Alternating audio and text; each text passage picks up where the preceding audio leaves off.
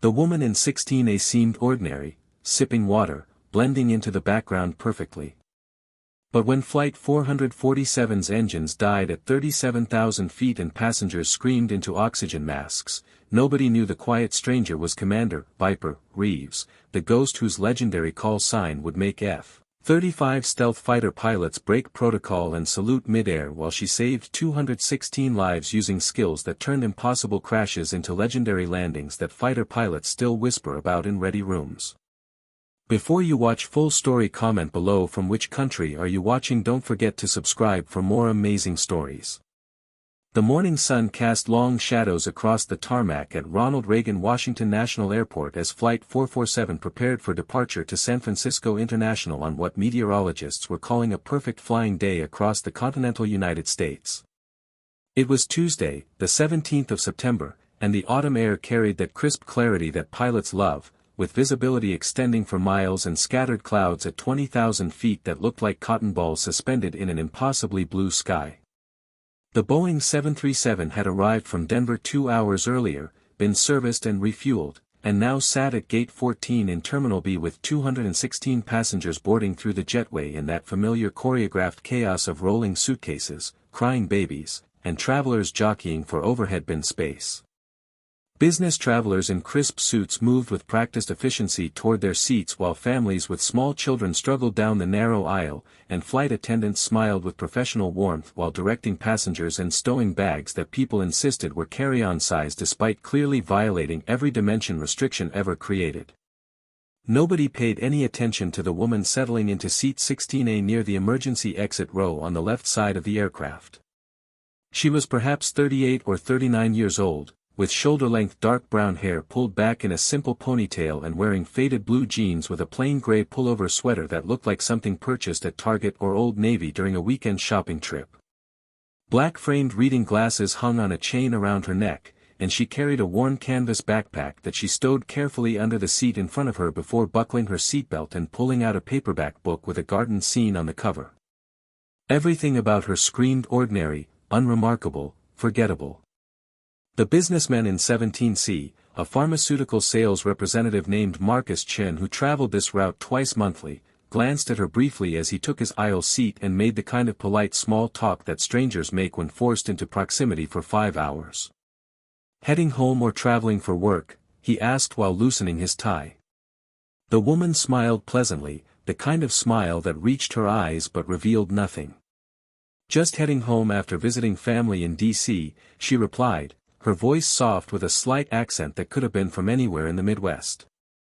Marcus nodded and turned his attention to his laptop, already dismissing her from his thoughts as he pulled up spreadsheets for his afternoon meeting in San Francisco.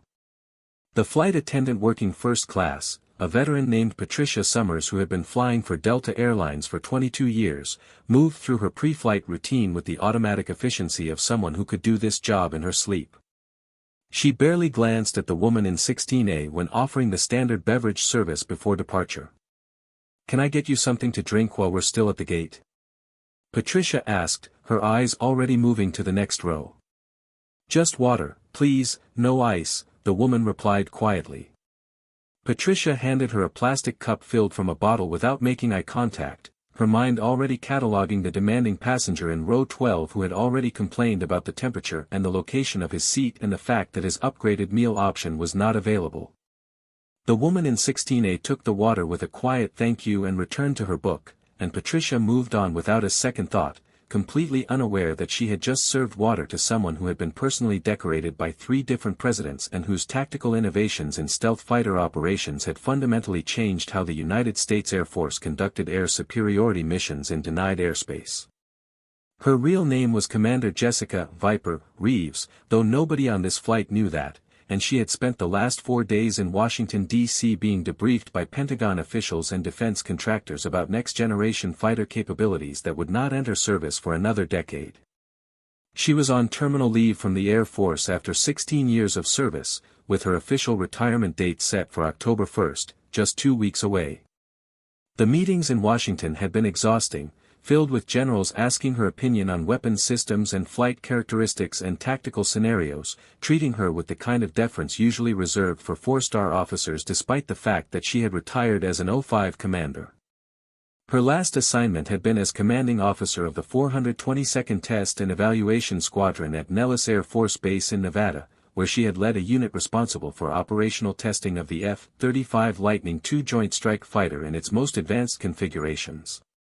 Before that, she had flown combat missions over Syria and Iraq and the South China Sea, accumulating decorations and commendations that filled an entire shadow box her parents kept in their living room in Columbus, Ohio.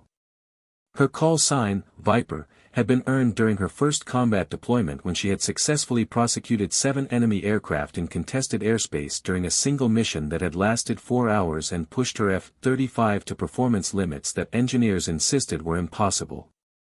The mission had remained classified for 3 years, but within the fighter pilot community, everyone knew the story, and everyone knew the name Viper. But today she was just another passenger in seat 16A, and she was genuinely looking forward to being anonymous.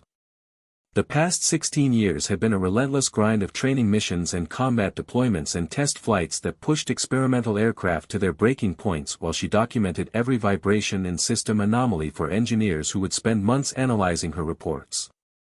She had lost friends to aircraft accidents and enemy fire, had been shot at by surface-to-air missiles on 4 separate occasions, and had twice ejected from crippled aircraft that were moments from catastrophic failure. The last ejection, 18 months ago over the Pacific during a test flight of an experimental thrust vectoring system, had compressed 2 vertebrae in her spine and left her grounded for 6 months of physical therapy. The doctors had cleared her to return to flight status, but something had shifted inside her during those months of recovery. She had achieved everything she had set out to accomplish when she had walked into the Air Force Academy at 18 years old with dreams of flying fighters. She had commanded squadrons, earned the respect of her peers, and proven that women could not only compete but excel in the most demanding aviation environments the military could create. Now it was time to step away before the job took everything from her, before she became another name on a memorial wall or another broken body in a VA hospital. So she had submitted her retirement paperwork, completed her final flights, and endured the round of farewell ceremonies where generals she barely knew had praised her service and told stories about missions she could not remember. And now she was going home to San Francisco, where her sister lived with her family, where Jessica had rented a small apartment overlooking the bay, where she planned to spend the next year figuring out who she was when she was not strapping into a fighter jet before dawn. Flight 447 pushed back from Gate 14 at exactly 10:45 in the morning, 3 minutes ahead of schedule, and Captain David Walsh announced over the intercom in that practiced airline pilot voice that always sounds simultaneously authoritative and soothing that they would be airborne shortly and expected to arrive in San Francisco approximately 15 minutes early due to favorable tailwinds at cruising altitude. The woman in 16A barely listened, her attention focused on her novel, which was actually quite good despite its unassuming cover. The engine spooled up with that familiar rising whine, and the 737 accelerated down runway 19, rotating smoothly into the clear September sky at precisely 1100 hours. The Potomac River slid beneath them, then the suburbs of Northern Virginia, and within minutes they had reached their initial cruising altitude of 37,000 feet and leveled off for the 5-hour flight to the west coast. The seatbelt sign chimed off, and passengers unbuckled and shifted in their seats, pulling out laptops and tablets and settling in for the long flight. Marcus Chen in 17C opened his computer and began working on his presentation, occasionally glancing at the woman beside the window who seemed completely absorbed in her book about perennial gardens and pollinator-friendly landscaping. If someone had told him that the quiet woman in the gray sweater had personally shot down more enemy aircraft than any other American pilot in the past decade, he would have laughed and gone back to his spreadsheets. 2 hours into the flight, somewhere over Kansas at 37,000 feet, the Boeing 737 was making excellent time with clear skies extending in every direction and passengers settled into that comfortable stupor that long flights induce. Flight attendants had completed beverage service and were preparing for the lunch service, rolling carts down the aisle and asking passengers about their meal preferences in voices that carried the forced cheerfulness of people who have asked the same questions 10,000 times. The woman in 16A had accepted a ginger ale during beverage service and declined lunch, preferring to continue reading her book and occasionally glancing out the window at the patchwork farmland 37,000 feet below.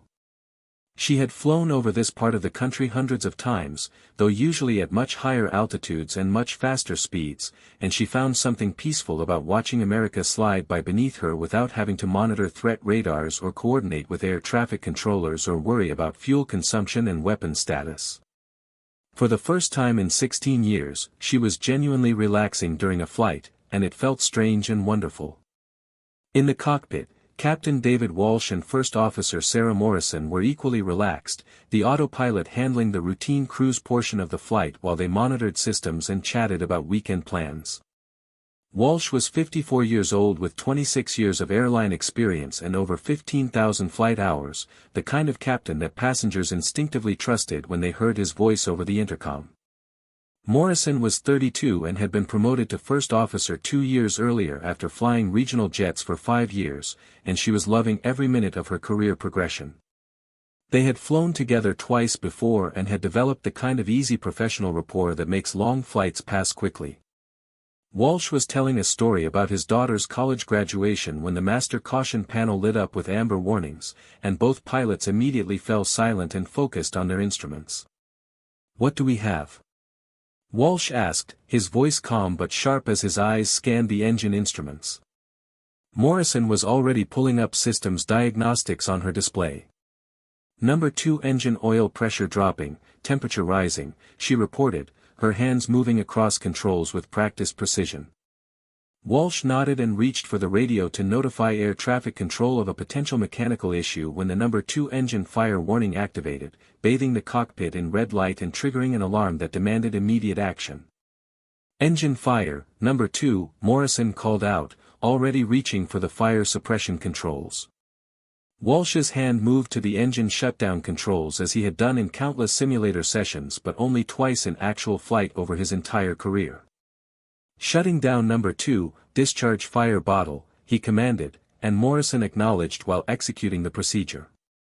The fire warning extinguished after the suppression system deployed, but now they were flying on a single engine at 37,000 feet with 216 passengers depending on them to get this aircraft safely on the ground. "Center, Delta 447, we've had an engine failure and fire, requesting immediate descent and vectors to nearest suitable airport," Walsh transmitted, his voice carrying that professional calm that comes from years of training and experience. Air traffic control responded immediately, clearing them to descend and offering several airport options. Walsh was calculating distances and fuel requirements when Morrison gasped, and he looked over to see her slumped forward in her harness, unconscious. "Sarah," he called out, reaching across to check her pulse while simultaneously trying to keep the aircraft under control. She was breathing but completely unresponsive, and Walsh's mind raced through possibilities: heart attack, stroke, some kind of medical emergency at the worst possible time. He slapped the call button for the flight attendants, and Patricia Summers responded within seconds over the intercom. "Captain, what do you need?" she asked, hearing the stress in his voice even through the professional composure. "Medical emergency in the cockpit, need anyone with medical training up here now, and get me someone who can sit right seat," Walsh ordered, his hands flying across controls as he managed the descent on a single engine while monitoring his unconscious first officer. But then something went catastrophically wrong in a way that would haunt accident investigators for years if anyone survived to investigate. The number 1 engine, the remaining good engine keeping them airborne, began surging and losing power, its instruments showing impossible readings that suggested complete systems failure. Walsh had trained for single-engine operations 1,000 times, but he had never trained for losing both engines simultaneously at altitude, because that scenario was considered so statistically unlikely that it was not part of standard emergency procedures. "Center, Delta 447, we've lost both engines, we are going down, require immediate emergency vectors and ground services at nearest possible landing site," he transmitted, fighting to keep terror out of his voice as the 737 transformed from a controlled aircraft into a 200,000-pound glider that was falling out of the sky at a rate that would have them on the ground in approximately 11 minutes, though whether they would be on a runway or scattered across Kansas farmland was very much in question. In the cabin, passengers heard the engine noise change and felt the aircraft begin descending more steeply than any normal descent profile, and within seconds the oxygen masks deployed from overhead compartments with that distinctive popping sound that triggers instant panic in anyone who has ever flown. Screaming erupted throughout the cabin as passengers grabbed for masks and fumbled with the elastic straps, and flight attendants fought to maintain order while securing their own oxygen and shouting instructions that nobody could hear over the chaos. The woman in 16A had her oxygen mask secured in 3 seconds flat with the practiced efficiency of someone who had donned emergency equipment thousands of times under much worse conditions, and while everyone around her panicked, her mind was already shifting into a different mode. The mode that had kept her alive through 16 years of flying the most advanced fighter jets ever created into situations where the margin between life and death was measured in fractions of seconds and inches of clearance. She listened to the engine noise, or rather the lack of it, and immediately understood that both engines had failed, which should have been impossible on a modern airliner with redundant systems and fail-safes built upon fail-safes. She calculated their altitude and rate of descent based on the feel of the aircraft and the view out her window, estimating they had perhaps 10 to 12 minutes before ground impact if the pilots could not restart at least one engine. Marcus Chen beside her was hyperventilating into his oxygen mask, his eyes wide with terror, and she reached over and squeezed his arm firmly. "Control your breathing, slow and steady, you need to stay calm," she told him, her voice carrying an authority that cut through his panic. He looked at her and saw something in her eyes that was completely different from the quiet woman who had been reading a gardening book, something hard and confident and utterly fearless, and he found himself obeying without question, slowing his breathing and gripping his armrests while she turned her attention forward. Patricia Summers was working her way down the aisle checking passengers and trying to project calm while her own heart hammered in her chest because she had been flying long enough to know that losing both engines was not something you recovered from except in miracle scenarios that made the news because they were so extraordinarily rare. She reached row 16 and was shocked when the quiet woman in seat A grabbed her arm and pulled her close. "Listen to me carefully," the woman said, her voice low and intense. "I need you to get me to the cockpit right now. I am a military pilot, I have 3,000 hours flying fighters, and I can help your captain get this aircraft on the ground safely. Do you understand?" Patricia stared at her, trying to process this information while passengers screamed and the aircraft continued its terrifying descent. "I can't just let passengers into the cockpit, there are protocols," she began, but the woman cut her off with a look that could have melted steel. "Your protocols are about to kill everyone on this plane unless you get me forward right now. My name is Commander Jessica Reeves, United States Air Force, call sign Viper, and I am giving you a direct order to take me to your captain immediately." Something in the way she said it, the absolute confidence and authority, convinced Patricia in a way that logic could not, and she nodded and began pulling the woman toward the front of the cabin, both of them stumbling as the aircraft hit turbulence and dropped suddenly, losing another 500 feet in seconds. They reached the cockpit door and Patricia used her override to unlock it, pushing through to find Captain Walsh fighting with controls while his first officer slumped unconscious in her seat. Walsh looked up with wild eyes as they entered. "Who the hell are you?" he demanded, having no time or patience for interruptions during the worst emergency of his career. Jessica moved quickly to assess the situation, her eyes scanning the instrument panel and taking in the engine indicators and the altimeter and the vertical speed indicator that showed they were descending at nearly 4,000 feet per minute. "Commander Jessica Reeves, Air Force, 16 years flying fighters including 4 years as a test pilot for the F-35 program at Nellis. Your first officer is unconscious, you have dual engine failure, and you are currently 11 minutes from ground impact at this descent rate. I can help you restart at least one engine and get this aircraft to a safe landing, but you need to trust me and you need to do it right now." Walsh stared at her for perhaps 2 seconds, his mind racing through options and coming up empty except for this impossible claim from a passenger he had never seen before. But desperation makes believers of skeptics, and he nodded sharply. "Right seat, get strapped in, help me run through engine restart procedures," he ordered, and Jessica was sliding into the first officer's position before he finished speaking, her hands already moving across unfamiliar controls with the confidence of someone who had sat in much more complicated cockpits under much worse conditions. She pulled up the engine restart checklist on the display while simultaneously transmitting on the radio. "Kansas City Center, this is Commander Jessica Reeves, United States Air Force. I am now acting as first officer on Delta 447. We are attempting engine restart procedures. Request you contact Nellis Air Force Base Operations and inform them that Viper is active in emergency response capacity on civilian flight. They will understand the significance and can coordinate military support. The air traffic controller on the other end, a 20-year veteran named Thomas Bradford who had handled thousands of emergencies but never anything like this, responded with professional composure despite his confusion.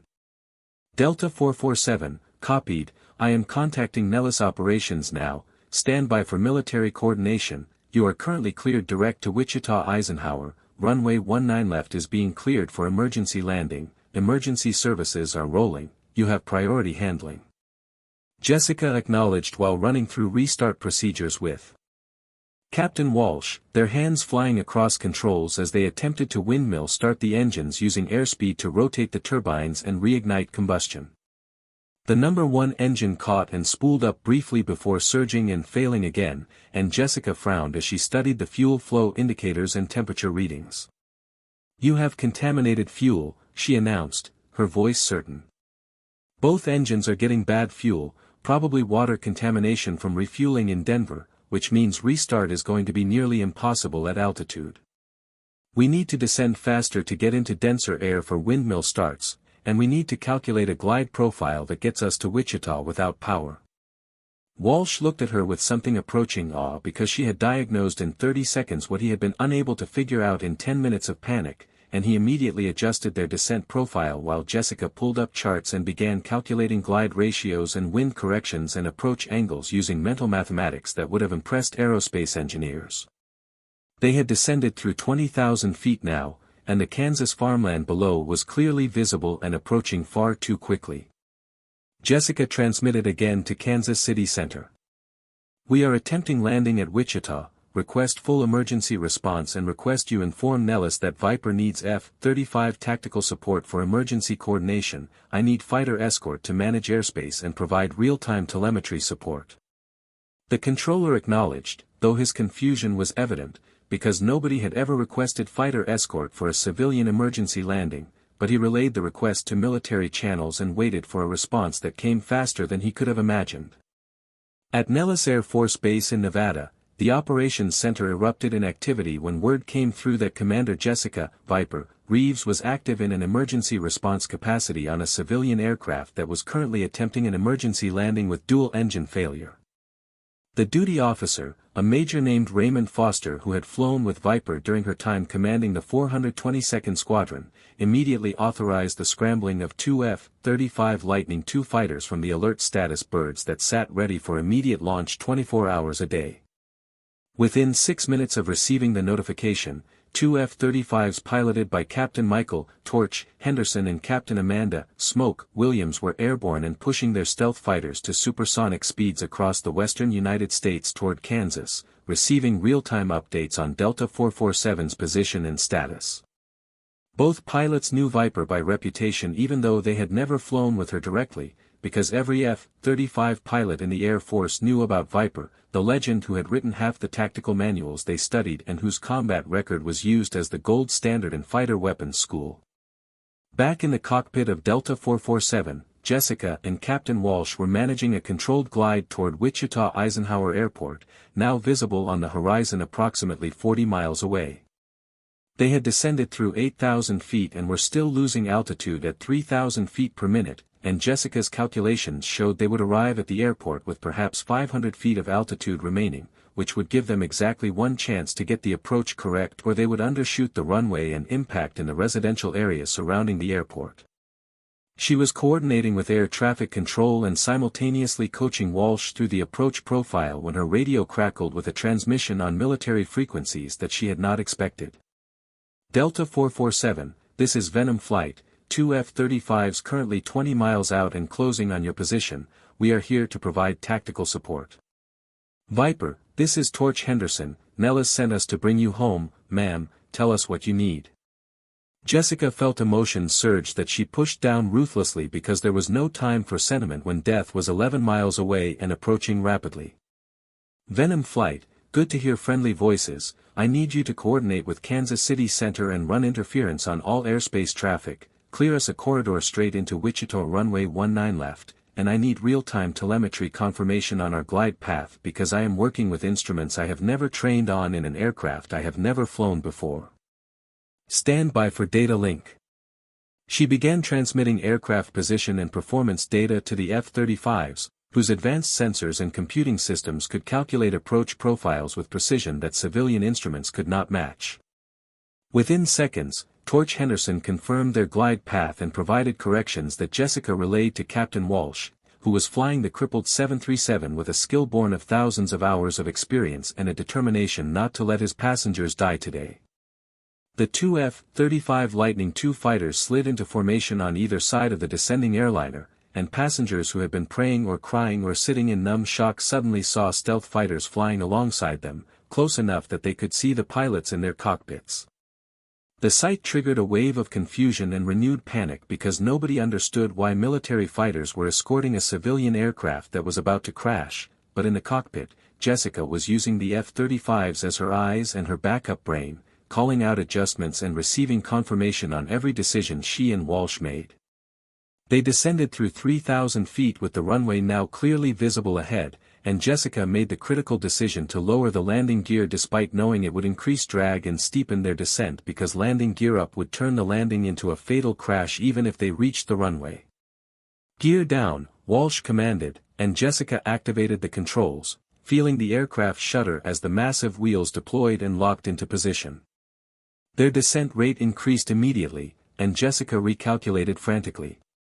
"We are going to be short, need to adjust," she announced, but Walsh shook his head. "No altitude to spare for adjustments, we ride this in as is and hope we make the threshold." They were passing through 1,500 feet now, descending over residential neighborhoods where people looked up in horror at the airliner dropping from the sky with fighter jets flanking it like honor guards at a military funeral. Jessica transmitted to the F-35s. "Venom flight, we are committed to landing, stand by to report impact if we go down short." But Torch Henderson responded with something in his voice that carried weight that transcended the emergency. "Viper, every fighter pilot in the Air Force knows your record, you have logged more impossible landings than anyone alive, you are going to make this runway and you are going to save everyone on that plane because that is what you do. We will be here with you all the way." They descended through 500 feet with the runway threshold now filling the windscreen, and Walsh fought the controls as the aircraft wanted to drop out of the sky like a stone without engine power to adjust their approach. Jessica called out altitudes and rates in a calm voice that seemed impossible given the circumstances. 200 feet, rate is 3,500, threshold in 5 seconds, brace for impact. The main wheels touched down 50 feet short of the runway threshold, hitting the grass overrun with an impact that shook the entire aircraft and triggered screams throughout the cabin, but Walsh kept the nose up and used the remaining momentum to pull the 737 onto the concrete runway, where the tires grabbed and the speed bled off rapidly without thrust reversers or functioning engines. They rolled for perhaps 3,000 feet before Walsh stood on the brakes and brought the aircraft to a stop with 4,000 feet of runway still ahead, and for a moment there was absolute silence in the cockpit as both pilots sat in stunned disbelief that they were alive and stationary and everyone behind them was safe. Emergency vehicles surrounded them within seconds, but Jessica was already on the radio coordinating with the F-35s and with tower operations and ensuring that medical personnel were standing by for the unconscious first officer and for any passengers who needed assistance. The two Lightning II fighters made one low pass over the runway in precise formation, and then something unprecedented happened that would be captured on video by dozens of phones and would circulate through military aviation communities for years afterward. As the two F-35 stealth fighters climbed away from the airport, both pilots rolled their aircraft inverted and held the position for 3 full seconds, an aerial salute so unusual and so technically difficult that it could only mean one thing. They were rendering honors to someone on the ground whose status and accomplishments commanded such profound respect that protocol and regulations meant nothing compared to the need to acknowledge greatness. Captain David Walsh stared out the windscreen at the departing fighters and then turned to look at Jessica with an expression of complete bewilderment. "What the hell just happened? Who are you really?" Jessica unbuckled her harness and stood, her legs shaking now that the adrenaline was wearing off and the reality of what they had just survived was sinking in. "I am just a passenger who happened to have the right training at the right time," she said quietly, but Walsh shook his head. "No, those fighters just saluted you mid-air. I have never seen anything like that in 26 years of flying."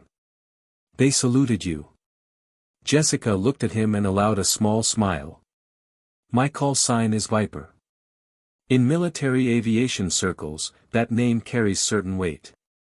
Those pilots were honoring 16 years of service and missions that will remain classified longer than either of us will be alive. That is all you need to know." She moved back into the cabin where passengers were crying and hugging each other and thanking God and asking 1,000 questions about what had happened and why there were fighter jets and how they had survived when everyone thought they were going to die. Patricia Summers saw her and immediately moved through the crowd to embrace her, tears streaming down her face. "You saved us, you saved all of us," she sobbed, and Jessica returned the embrace awkwardly, unused to displays of emotion after years in a military culture that prized stoicism. Marcus Chen from seat 17C pushed forward, his face pale but his eyes bright with gratitude and confusion. "You told me you were just heading home after visiting family, you were reading a book about gardens," he said, his voice carrying accusation and awe in equal measure. Jessica looked at him and shrugged. "I am heading home, I was visiting family, and I genuinely enjoy gardening. Nothing I told you was a lie. I just did not mention what I did before I decided to retire and become a regular person." The emergency evacuation proceeded smoothly, with passengers sliding down inflatable slides onto the runway where paramedics and firefighters waited to provide assistance. Jessica was the last person off the aircraft except for the flight crew, and as she reached the bottom of the slide, she found herself surrounded by airport officials and FAA investigators and military officers who had arrived from nearby Forbes Field within 20 minutes of the landing. A full colonel in Air Force dress uniform stepped forward and saluted sharply. "Commander Reeves, Colonel Marcus Thompson, Midwest Region Air Operations, I have been instructed by General Hawkins at Air Combat Command to extend his personal gratitude for your actions today and to inform you that your intervention saved 216 lives including several high-value civilian personnel who were traveling on this flight. The F-35 pilots who provided support have submitted reports documenting your tactical coordination and emergency management, and there will be formal recognition of your actions through appropriate channels." Jessica returned the salute tiredly. "Colonel, I was just a passenger who had relevant training. Any qualified military pilot would have done the same thing." But Thompson shook his head. "Ma'am, with respect, very few pilots could have done what you did today. You diagnosed fuel contamination within seconds, calculated a dead-stick glide approach in an unfamiliar aircraft under emergency conditions, and coordinated with fighter support to execute a landing that civilian pilots train for their entire careers and rarely encounter. And you did it while sitting in seat 16A reading a book about flowers. That is not just training, that is exceptional ability combined with experience that cannot be taught." He handed her a card with contact information. "The Air Force would like to discuss consulting opportunities with you regarding emergency response protocols and civilian-military coordination procedures. When you have recovered from this experience, please contact my office. And ma'am, thank you for your service, both today and throughout your career." The media descended within hours, and by evening the story was national news, with headlines screaming about the mysterious passenger in seat 16A who had saved a crashing airliner with help from fighter jets that had saluted her mid-flight. Reporters dug into Jessica's background and discovered her military record, or at least the parts that were not classified, and suddenly everyone wanted interviews and book deals and movie rights. Jessica refused them all and caught a different flight to San Francisco the next day, traveling under a different name to avoid attention, though this time she was upgraded to first class without asking and the flight crew treated her like royalty despite her protests that she just wanted to be left alone. She arrived in San Francisco exhausted and overwhelmed, and her sister picked her up at the airport with tears and hugs and 1,000 questions that Jessica deflected with practiced skill. 2 weeks later, on October 1st, Jessica officially retired from the United States Air Force in a small ceremony at Nellis Air Force Base that was attended by 3 generals and over 200 pilots from fighter squadrons across the country who wanted to witness the retirement of a legend. The 2 F-35 pilots who had provided support during the emergency landing, Captain Henderson and Captain Williams, presented her with a custom helmet painted with her call sign and featuring artwork depicting the rescue flight, and the assembled pilots rendered honors with a precision that brought tears to her eyes despite her determination to remain composed. In his remarks, General Hawkins described her as the finest fighter pilot of her generation and noted that her actions on Flight 447 had demonstrated that true warriors never stop serving, even when they are sitting in Seat 16A pretending to be ordinary civilians reading books about gardening. Jessica returned to San Francisco and began the process of adjusting to civilian life, which proved more difficult than any mission she had ever flown because at least in combat she understood the objectives and the tactics and the rules of engagement. Being a regular person with no flight schedule and no missions and no responsibilities beyond paying rent and buying groceries felt alien and unsettling, and she found herself missing the structure and purpose of military life more than she had anticipated. She took a job consulting for a defense contractor working on next-generation fighter systems, which kept her connected to aviation while allowing her to live a relatively normal life. She dated occasionally, though explaining her background to civilian men proved awkward and often resulted in relationships that fizzled after a few weeks when they could not reconcile the quiet woman who enjoyed gardening with the combat pilot who had executed classified missions in hostile airspace. She stayed in touch with former squadron mates and attended reunions when she could tolerate the combination of nostalgia and regret that such gatherings always triggered. And sometimes, when she flew commercial to visit her parents in Ohio or to attend conferences for her consulting work, passengers would recognize her from the news coverage that had finally died down but never completely disappeared. They would approach her hesitantly and thank her for what she had done and tell her that they felt safer knowing that people like her existed in the world. She always accepted their gratitude graciously while privately wishing she could just be anonymous again, could just be the woman in Seat 16A reading a book that nobody noticed or remembered.